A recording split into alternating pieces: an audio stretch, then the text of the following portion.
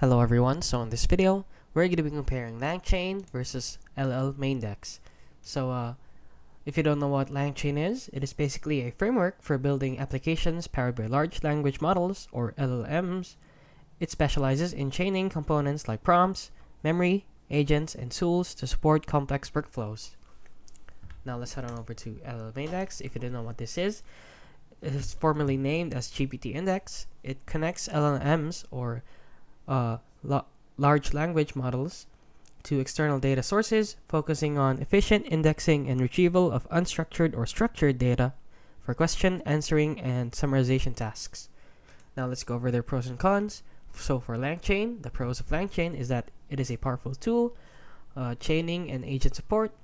It has built-in memory and integration with external tools. It is ideal for building multi-step reasoning workflows, and it also supports OpenAI, Hugging Face, and other LLM providers. Now, the cons of LangChain is that it has a steeper learning curve for beginners and can be overkill for simple single-step tasks. So you should use LangChain if you want complex tasks or complex workflows that you want to make. So let's go over to LlamaIndex. Now, the pros of this one is that it is excellent at indexing and retrieving document data. It is easy to load, structure, and query external sources.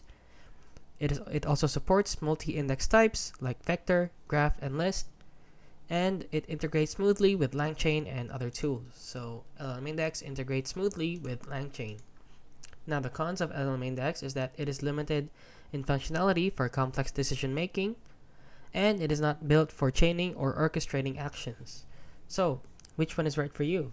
You should use LangChain when building complex large language models, or LLMs, driven workflows involving reasoning, memory, or tool use. You should use LlamaIndex when your priority is retrieving relevant data from documents or external sources.